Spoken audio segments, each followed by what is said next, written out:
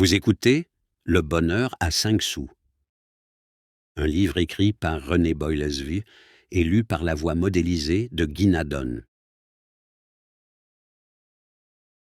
À Jean-Louis Vaudoyer. De votre observatoire d'artillerie, mon cher ami, vous m'avez, à plusieurs reprises, affirmé que le journal qui vous apportait ces comptes était pour vous et pour certains de vos camarades une cause de détente heureuse. D'autres lettres, reçues du front et de combattants que je n'avais pas l'honneur de connaître, ont contribué avec les vôtres à me laisser croire que notre vieille besogne littéraire, ingrate à accomplir par le temps qui court, pouvait cependant n'être pas tout à fait vaine. C'est ce qui me donne l'audace, en un moment pareil, de réunir ces feuilles disparates, certaines écrites avant la guerre, les autres inspirées par ces lointains échos, quelques-unes volontairement étrangères à ce grand sujet, afin de procurer aux pauvres hommes, durant 5 minutes, l'illusion qu'il en existe encore un autre. B. Juillet 1917. Le bonheur à 5 sous. Un jeune ménage rêvait à une maison de campagne. C'était bien entendu un jeune ménage parisien, ou du moins digne d'être ainsi qualifié, puisqu'il habitait rue Henri-Martin, dans le 16e arrondissement, un tout petit appartement, il est vrai, et bien que la jeune femme fût de Granville et le mari d'Issoudun. Mais en 3 ans d'application acharnée, monsieur et madame Jérôme Jeton s'étaient fait ce que l'on appelle des relations, et Jérôme Jeton se déclarait homme de lettres. Jérôme avait plus de peine à justifier sa qualité d'homme de lettres que Sylvie, sa chère associée, à se faufiler dans le monde, ainsi qu'elle disait, et à attirer à son petit appartement quelques couples lancés dans le tourbillon de la vie élégante, et même, comme elle aimait à le dire encore plus volontiers, quelques noms connus. Et Jérôme, pour son avenir littéraire, comptait beaucoup plus sur les efforts de Sylvie à se constituer un milieu Saint-Jean autant que possible le monde, que sur son talent qu'il niait lui-même carrément, dans l'intimité, car c'était un très brave garçon. Mais l'activité déployée par la gracieuse Granvillaise pour être une Parisienne accomplie et par l'honnête enfant d'Issoudun pour loger de tristes articles dans les feuilles, les harassait parfois l'un et l'autre, et, lorsqu'ils avaient un rare moment de répit, ils rêvaient avec une nostalgie ardente au plaisir, lui de faire la sieste l'après-midi, en bras de chemise, sous un pommier, et elle d'aller distribuer du grain aux poules, suivie jusqu'à la grille de la basse-cour par un beau chien gambadant. Évidemment, ils n'avaient pas le moyen de s'offrir une maison de campagne dans un lieu habitable, et de conserver en même temps, si étroit fût-il, l'appartement où ils avaient adopté la tâche commune, opiniâtre et touchante, de faire connaître le nom de Jérôme Jeton. Chacun sait que le problème de vivre à Paris devient de plus en plus difficile à résoudre, et il offrait les plus grands obstacles au ménage des Jérôme Jeton. Sylvie le résolvait par des prodiges d'ingéniosité, sinon d'économie, car il faut à tout prix donner l'illusion d'une situation un peu supérieure à l'aisance, et Jérôme, provisoirement, en vendant chaque année quelques titres de rente. La rémunération de la copie, placée ici ou là dans les journaux, on en parlait certes, Dieu sait si l'on en parlait, mais ce n'était pas la peine d'en parler. Malgré tout, ni Jérôme, ni Sylvie, en leur course, ne manquaient guère de s'arrêter devant les agences de location où l'on voit un étalage de photographies poussiéreuses et pâlottes, généralement prises en hiver, afin qu'au travers des branchages dénudés soient mieux mis en évidence les détails de l'architecture et qui représentent, pour tant de passants, des châteaux en Espagne. Quelques lignes, écrites à la main, en belles rondes, indiquent au bas de l'épreuve la contenance, les charmes de l'endroit, les chasses qui y sont possibles, ou l'étang poissonneux dont il jouit, rarement le prix demandé, afin de vous obliger à entrer, jamais le nom du lieu.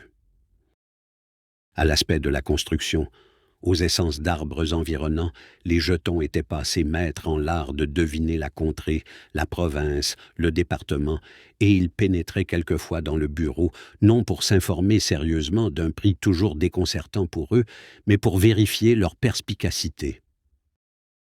Ils n'avaient point de goût déterminé pour une région ni pour une autre. La campagne, à leurs yeux, était la campagne. En réalité, ils aimaient tout ce qui était à l'antipode et d'un quartier parisien et de la vie que l'on mène. Un beau jour, un ménage ami que des raisons de santé avaient obligé de se retirer momentanément en province arriva rue Henri Martin, avec des mines totalement restaurées, une santé reconquise et, qui plus est, un délicieux enfant que seul Syl savait jadis négligé d'avoir à Paris. D'où venait ce ménage?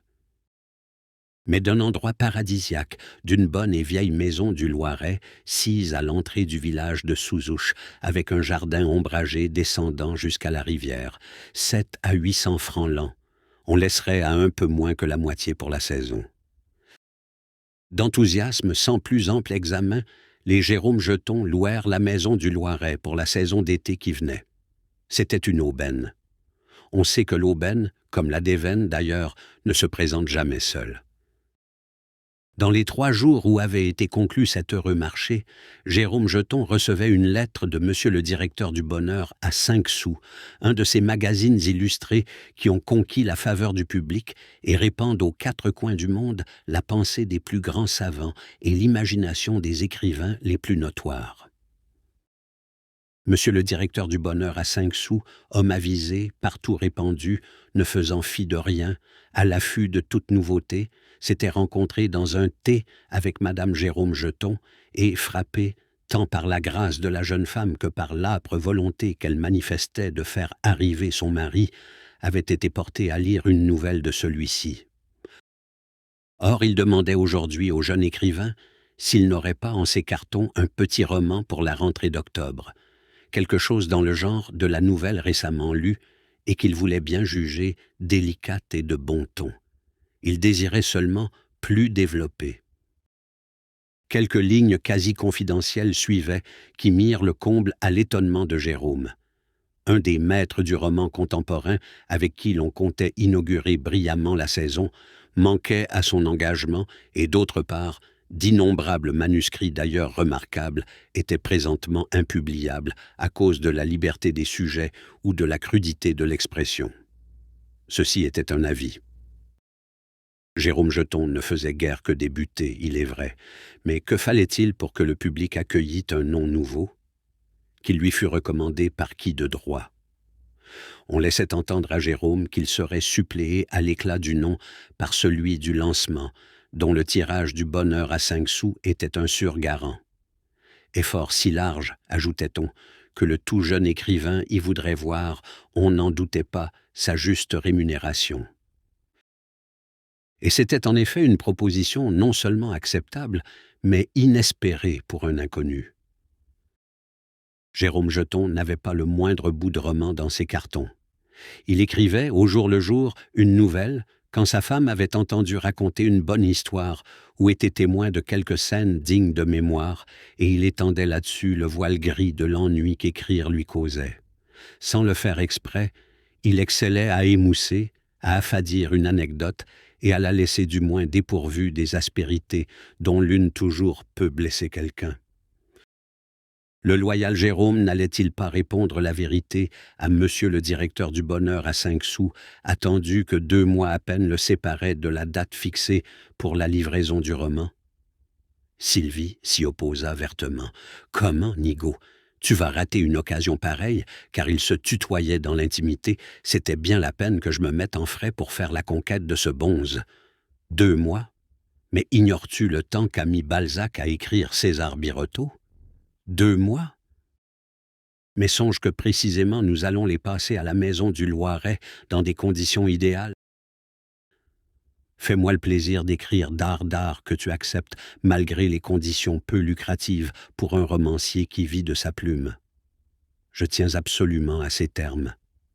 Que tu crois avoir précisément parmi tes travaux en cours ce qui convient au Bonheur à 5 sous, mais que ta conscience d'écrivain t'interdit de te séparer du manuscrit avant la dernière minute afin de le revoir et mettre au point. Je me charge, moi, de lui parler, à ce vieux ladre, de tes scrupules, si je le rencontre demain chez Madame X, car il faut reconnaître qu'il fait une affaire. Mais, en attendant, toi, mon bonhomme, saute à pieds joints sur l'occasion qu'il t'offre de répandre ton nom. » Là-dessus, les Jérôme Jeton partaient pour la maison du Loiret. C'était une bonne grosse maison bourgeoise située à l'entrée du faubourg d'un petit chef-lieu de canton appelé Souzouche et qu'on nommait le bout du pont. On passait la rivière sur un pont de pierre d'où l'on apercevait le jardin touffu, la terrasse au-dessus de la berge et le toit d'ardoise avec le sommet d'une lucarne. 2 cheminées énormes et des girouettes, l'une en forme de canot à 2 rameurs et l'autre de chasseur épaulant, une petite fumée opaque à l'extrémité du canon de son fusil. À main droite, au bout du pont, passait la boulangerie qui sentait bon et le maréchal Ferrand qui répandait parmi des étincelles l'odeur de la corne brûlée, on pouvait tirer l'antique et crasseux pied de biche qui faisait tinter au loin la sonnette de la maison du Loiret. Quand le jeune ménage arriva là, tout fut pour lui sujet d'enchantement. D'abord, au seul rez-de-chaussée eût tenu 4 fois tout l'appartement de la rue Henri-Martin. Il y avait une grande pièce dallée à gauche du corridor qui décelait à l'odorat l'inquiétante présence de souris. « Ça sent la province », dit Sylvie, les narines frémissantes, tandis que son mari était en train de découvrir dans le salon à droite un mobilier de la Restauration authentique et des tentures de vieilles perses bleues qui correspondaient exactement à ce que les plus modernes décorateurs sont en train d'inventer. Sylvie poussait un cri d'extase et, en femme accoutumée à fréquenter les antiquaires, évaluait chaque pièce d'un coup d'œil. Et l'on passa au jardin. La maison était un peu enfouie sous le jasmin de Virginie et la clématite qui devait faciliter l'entrée des insectes dans les chambres à coucher. Ah, dame, c'était la campagne. Et elle manquait totalement de vue. Tant mieux, tu seras moins distrait. On pénétra sous ces ombrages plus d'une fois séculaires, et en abattant les fils et toiles d'araignées tendues là comme les gazes, au théâtre, pour communiquer au spectacle un air de mystérieuse féerie. On parvint à l'allée qui, sous des tilleuls épais, longeait la berge, le chemin de halage, et avait vue sur la rivière. Celle-ci, avec un calme imposant, roulait son onde profonde et noire, éclaircie tout à coup par endroits où des myriades d'ablettes filaient en petits traits parallèles semblables au plan d'une revue navale de Causse, et viraient de bord soudain pour disparaître dans une direction inconnue. Il y avait là, autour d'une table de fer, de vieux fauteuils de châtaignier, un bureau de verdure, déclara Jérôme. Je ne travaille plus ailleurs qu'ici. Le sol, humidifié par l'ombre et couvert, comme le mur bas, de lichen, était çà et là soulevé par les galeries des taupinières où le pied, surpris, enfonçait. Des noisetiers, chargés de fruits, tendaient leurs bogues. Sylvie les déchirait rapidement de ses fins doigts à la manière des singes et brisait les coques entre ses molaires. On l'entendait à la fois croquer la noisette et en cracher les détritus comme une gamine qui va à l'école. Au bout de l'allée, une douzaine de marches descendaient à la porte marine. On pouvait par là se rendre à la pêche. C'est un paradis, fut-il déclaré, d'un commun accord, avant même que l'on eût vu le potager. Or ce paradis contenait par surcroît un potager. Il n'est pas de potager ordinaire, le plus pauvre d'entre eux est exquis. Celui-ci était le classique, l'idéal potager avec la pompe et les bassins, avec les très vieux poiriers à chaque angle, avec les cordons de pommiers nains dans l'allée principale, les contre-allées étant bordées d'oseilles, les unes et les autres de thym et de ciboule. Le potager à l'odeur d'oignons, de choux, de raves et de persil, le potager avec ruches d'abeilles, le potager avec brugnons en espalier et beaux chasselas encore durs qui deviendront transparents puis dorés en septembre et qu'il faudra disputer aux guêpes, le potager avec lézards sur la muraille. « Tu vas commencer ton roman tout de suite ?» s'écria Sylvie. « Pourquoi ?» demanda Jérôme. « Pour que nous puissions ne rien faire après. » Mais Jérôme commença au contraire par ne rien faire. Tout était trop bon, trop beau. On n'a pas idée de faire travailler un homme qui a le moyen de louer une maison comme celle-ci. Le fait est, dit Sylvie, que si on louait à l'année, et si on envoyait au diable la rue Henri-Martin et le bonheur à 5 sous, on aurait ici le bonheur tout simplement. Je veux m'informer, dit Jérôme.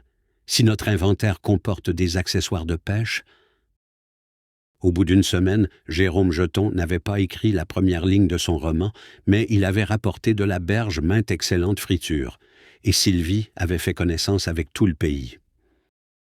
Ce n'étaient pas du tout des sauvages que les habitants du petit pays de Souzouche. La profession d'homme de lettres, mise aussitôt en avant par Sylvie, avait bien tout d'abord inspiré quelque appréhension.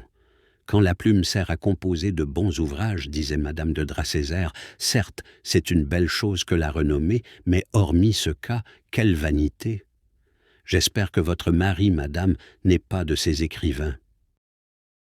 Oh, rassurez-vous, madame, dit aussitôt Sylvie. Mon mari écrit en ce moment pour le bonheur à 5 sous. Le magazine était sur toutes les tables. Ah, s'écrièrent 10 personnes à la fois, et aurons-nous bientôt le plaisir de voir son nom au sommaire? Quel est le genre de monsieur votre mari? Oh, je parie qu'il écrit des romans, dit Madame de Dracézère. D'abord, il a une jeune femme joliment élégante, et lui-même n'a guère l'aspect d'un rat de bibliothèque. Il ne faut pas être une devineresse pour prédire le sujet de son prochain livre. Mon Dieu, madame, dit Sylvie, je crois que nous y mettrons bien en effet un peu d'amour. Il en faut si l'on veut être lu, mais légitime et très décent. Sylvie avait eu la chance de ne pas déplaire à madame de Dracézère qui faisait la pluie et le beau temps dans l'endroit, et, cette conquête étant accomplie, il n'y avait point de maison qui ne lui fût ouverte. On jugeait sa toilette et sa coiffure un tout petit peu excentriques, mais elle savait passer pour extrêmement correcte et elle était fort bonne joueuse de tennis. Son mari avait aussi l'air si sage, toute la journée la ligne à la main sur la berge. Est-ce qu'il pensait en s'adonnant à son plaisir favori? Madame de Dracézère, qui s'enorgueillissait beaucoup d'avoir 5 petits-fils en bas âge, était étonnée qu'un si charmant ménage fût sans enfants. « Eh, grand Dieu, où les logerais-je » s'écriait Sylvie. « Ah, eh bien, ma belle dame, il faut rester au bout du pont. Le petit aura de quoi gambader dans votre jardin. » Sylvie rentrait au bout du pont, un peu songeuse, tout en faisant par-dessus le parapet des signes à son mari immobile et béat à côté de son filet à poisson et de sa boîte d'asticots. Elle traversait le jardin, jusqu'à l'endroit où la table de fer et les fauteuils de châtaignier constituaient ce que Jérôme avait nommé son bureau, et où il n'avait jamais écrit. Et accoudée au mur bas tapissé de mousse, elle venait apporter des nouvelles de la ville, demander celles de la pêche. « Dis donc, sais-tu ce qu'elle m'a dit, madame de Dracézère, que le petit aurait de quoi gambader dans notre jardin? »« Quel petit? »« Celui que nous aurions si on habitait là. » Jérôme regardait au loin. Il eût aimé avoir un petit. « Le fait est, dit-il, que pour m'enfiler ces sales vers de terre, un gamin ne serait pas de trop. » Il traduisait par pudeur en langage vulgaire le sentiment qui lui serrait le cœur. « Oh, pour te seconder à la pêche, quant à ça, il faudrait quelques années. » Elle passerait vite. Non seulement comme grand nombre d'hommes, il avait l'instinct paternel, mais comme beaucoup, il était paresseux. L'engourdissement inspiré par cette eau si doucement courante, le plaisir de la pêche, le bien-être de la calme maison de province, la tentation supérieure qui nous vient on ne sait d'où, de faire en sorte que cela dure, et même que d'autres après nous, dans des conditions analogues, durent encore, cet instinct si puissant et si sûr que l'adaptation saugrenue de la vie humaine à la trépidation mécanique a détruit, tout cela contribuait à l'attacher à ce coin de terre, où il lui serait si simple et si aisé de passer la vie. En dînant, l'un vis-à-vis de l'autre, dans une petite salle à manger d'acajou, où une vieille servante, nommée la mère Coinquin, leur préparait des petits plats selon d'antiques recettes, ils parlèrent de l'attrait que celle-ci subissait l'un comme l'autre. Tous deux, nés en province, issus de familles provinciales, retrouvaient les coutumes et les mœurs ancestrales à peine modifiées, et Sylvie affirmait que les gens de Souzouche n'étaient pas plus bêtes que ceux de Paris. « Je te garantis que Madame Faisande est une femme qui a infiniment de bon sens. Sais-tu bien que Madame Vaucoq a suivi son mari dans toutes les colonies? Que Monsieur Babin est membre de l'Institut? que monsieur le curé a refusé par humilité d'être évêque. Quant aux gens jeunes que je rencontre ici, ils ont l'esprit aussi ouvert que ceux que nous pouvons voir dans les meilleures maisons. Au point de vue économique, si j'en arrive à ce chapitre, l'avantage est prodigieux. Mais qui est-ce qui te dit le contraire, faisait Jérôme, en goûtant avec volupté le salmi de la mère Coinquin. Moi, je me trouve très bien ici, et j'ai horreur de tous les embarras que tu m'obliges à faire à Paris. Que je t'oblige à faire, j'aime beaucoup ça. Mais si je t'oblige à les faire, c'est parce qu'il n'y a pas moyen de vivre à Paris autrement. Veux-tu arriver ou bien non? Arriver à quoi? Arriver à te faire un nom comme tout le monde, ou bien végéter misérablement dans l'obscurité. Me faire un nom, me faire un nom. Si c'était en accomplissant de grandes actions ou de grandes œuvres, mais me faire un nom comme on se fait un nom aujourd'hui, comment? En prenant des tasses de thé avec des quantités de gens qui se fichent les uns des autres et qui se moquent aussi de moi, en écrivant, moi qui ne sais seulement pas écrire, des niaiseries qui me font mal au cœur. Si ces gens se moquent les uns des autres, pourquoi ne peuvent-ils se quitter? S'ils se moquent de toi, pourquoi viennent-ils à la maison? Et pourquoi écrirais-tu, toi, des choses plus bêtes que ne font les autres? Ces gens se voient tous les jours, et me voient pour la raison qui fait que les enfants vont à Guignol et les grandes personnes au théâtre. Ils ont besoin de spectacles, de comédies et de pièces, et ils aiment à revoir les mêmes grimaceries tous les jours. J'écris des choses plus ineptes que personne, parce que, bien que presque tout le monde écrive, il en est du moins qui s'amuse à le faire, tandis que je n'en ai, moi, aucune envie, aucun besoin naturel, et n'y éprouve aucun plaisir. Enfin, parce que c'est une chose bien connue, tout le monde a du talent aujourd'hui, tandis que, moi je le sais, je n'ai pas de talent, je n'ai aucun talent, je n'ai pas un soupçon de talent. Jérôme, tais-toi, tu prononces des paroles, si on t'entendait. Je dis la vérité, je n'ai pas l'ombre de talent. As-tu peur que la mère Coinquin comprenne ce que cela veut dire et aille le répéter? Je n'ai aucun talent et je n'aurai jamais de talent. Et après, qu'est-ce que ça fait? Comment? Qu'est-ce que ça fait? Oui, du moment que l'on croit que tu en as. Ah, ah, tu en as de bonnes. On le croira si tu le veux, on le croira si je m'en mêle. On le croit puisqu'un directeur te commande un roman. Enfin, pourquoi te commande-t-il un roman? Il y a 36 000 personnes qui ont fait un roman, il y a toi qui n'en as jamais fait, et c'est à toi qu'il commande un roman. Voilà quelque chose dont il faut tenir compte. Et pour la suite, sois tranquille. J'ai déjà pris mes précautions. J'ai posé mes jalons.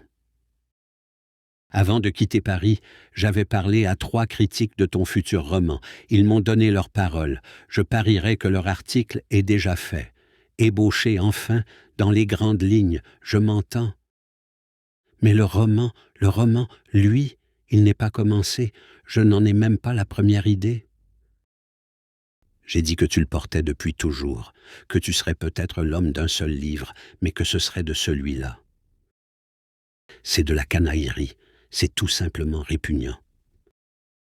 Mon cher, c'est tout simplement ce qui se fait. En tout pays, il s'agit de se conformer à l'usage. Ah, tu es organisé pour vivre, toi, parlons-en. Je suis organisé pour vivre en pêchant à la ligne dans un petit chef-lieu de canton avec, si vous voulez, un tout petit emploi. J'aurais pu transporter des moellons, à la rigueur construire une maison, peut-être administrer tant bien que mal une propriété. Et j'aurais fait, oui, j'en suis sûr, un très bon père de famille. Et il y en a des centaines de mille, des millions, qui sont comme moi, pas plus malins que moi, et dont le nom ne mérite pas d'être connu hors des limites de la commune. Vous feriez bien mieux de l'y laisser. Moi, je ferai ce que tu voudras. Je suis bonne aussi bien à demeurer ici qu'à te faire valoir à Paris. Mais il faudrait prendre un parti. Réfléchis aussi que tu as un engagement, que tu as promis d'écrire un roman. Mais ne dois-je pas l'écrire ici? Admettons. Mais écrit ici, inséré même dans le bonheur à 5 sous, si quelqu'un ne s'en mêle pas, malgré mes 3 critiques, si quelqu'un n'est pas sur les lieux pour le faire mousser, c'est le four, c'est l'enterrement de première classe. Il y a eu des types comme George Sand, comme Flaubert, qui écrivaient en province. Taratata, essaye. Si tu avais du génie, oui, avec un grand talent peut-être. Ah, tu avoues que je n'ai même pas cela. Tu l'as peut-être, mais il faut qu'on le dise. Et qu'on le dise est ce qu'il y a de plus important. Dame, tout ça, hein? Je dis, tout ça ne vaut pas une bonne friture.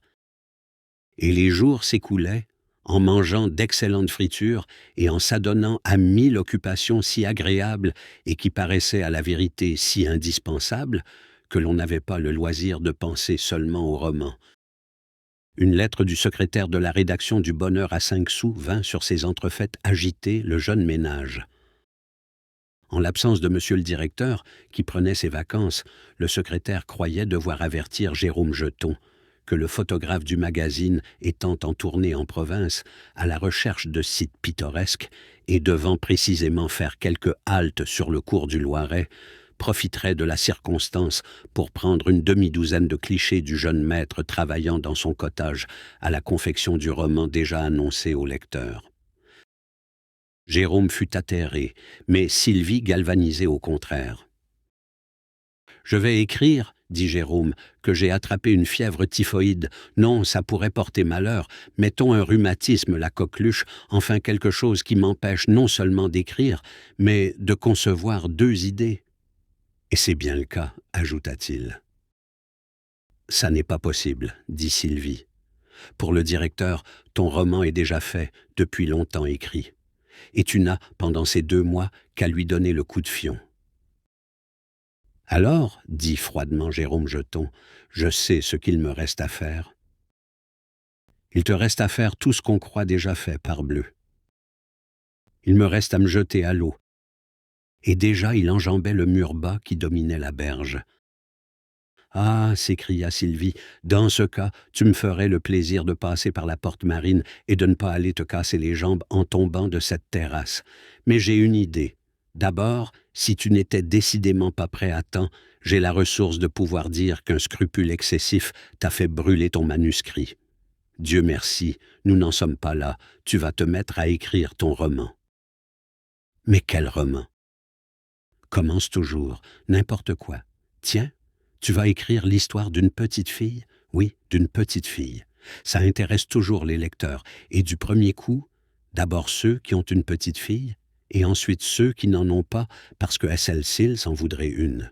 Bon, une petite fille qui aurait habité une maison comme celle-ci, par exemple, mais, bien entendu, une maison comme celle-ci, en beaucoup plus beau. Pourquoi en beaucoup plus beau? Mais pour que ça séduise davantage. Imagine des portiques, des escaliers de marbre, des statues, des ponts, des valets nombreux aussi, etc. Bref, cette petite fille, adorable, cela va sans dire, soudain a disparu. Ah, mon Dieu! Tu vois, tu es pincé toi-même, sa mort, attends un peu, on la cherche, les gens accourent, les gens, il y a des quantités de serviteurs, je t'ai dit. Énumération, costumes, émotions diverses, la nourrice n'oublie pas. Cela, tu comprends, fait des pages et des pages de description. Le jour baisse, crépuscule, silence. Écoute bien, on entend un cri du côté de la rivière. Toute la maison s'exclame. Il n'y a qu'un avis, on croit la petite fille tombée à l'eau. Mais si elle était tombée à l'eau depuis tantôt, elle ne crierait pas. Moi, je te parie que si on entend un cri du côté de la rivière, quelqu'un sera là pour affirmer qu'il parvient de la petite fille tombée à l'eau. De petits détails observés comme cela ne font pas mal dans un récit, pourvu que le principal soit plus beau que la vérité. Embellir, embellir toujours. C'est commode à dire. Ce n'est rien du tout à exécuter. On emploie des mots superbes et on les empile. En voulez-vous? En voilà. Ah, faire beau, c'est autre chose, à ce qu'il paraît. Alors ça, ce n'est pas à la portée de tout le monde. Mais en revanche, c'est bien moins compris. Pour quelques jours, Jérôme abandonna la pêche et Sylvie tant les plaisirs de la maison rustique que ceux de la société de Souzouche, et l'on échafauda une extraordinaire histoire afin de pouvoir au moins exhiber un cahier de paperasse lorsque viendrait le photographe du bonheur à 5 sous. Cependant, de l'avis même de Sylvie, qui surtout y mettait de son cru, la chose n'allait pas très bien. Fichtre, un roman n'était pas encore un ouvrage si facile. Sylvie ne manquait pas de certaines idées sur le genre parce qu'elle avait entendu beaucoup parler littérature, mais de connaître la recette à exécuter un bon plat, il y a un abîme, et elle touchait celui-ci. Et puis Jérôme vous décourageait en prétendant que l'aventure de la petite fille était écœurante d'imbécilité, et qu'il aimerait mieux, lui, bon public qu'il était, vendre du sucre, rédiger des protets ou retourner du soc de la charrue la terre, que, non pas même de signer pareille niaiserie, mais que de la lire. Et il se dépitait en concluant qu'il n'existait pas de métier plus bas que celui d'écrire quand on n'était pas un homme extraordinaire. « Allez donc faire de la copie », disait sa pauvre femme en écoutant de pareilles incongruités. Mais il y avait pis que cela. Madame de Dracézère, qui s'était mis en tête de retenir le ménage jeton à Souzouche afin qu'il y fût au large pour avoir un enfant, arriva inopinément pendant que le ménage jeton s'arrachait les cheveux à propos de la petite fille, et elle était autorisée à lui dire que le propriétaire de la maison consentirait une diminution importante si on louait à l'année, une diminution plus importante si on faisait un bail, et qu'au surplus il serait disposé à faire toute concession, attendu qu'il se trouvait harcelé par un des notaires de l'endroit, fort mal logé et très désireux de la maison, mais avec qui il était à couteau tiré. « Je connais votre propriétaire, disait madame de Dracézère. Il est à 1 liard près, et il cédera aux instances du notaire. Mais il vous laisserait la maison pour rien, dans l'unique but de jouer à son ennemi un bon tour. Il n'y a pas à hésiter. » Nous espérons que vous avez apprécié cet aperçu. Pour continuer à écouter ce livre audio sur Google Play Livres, utilisez le lien dans la description de la vidéo.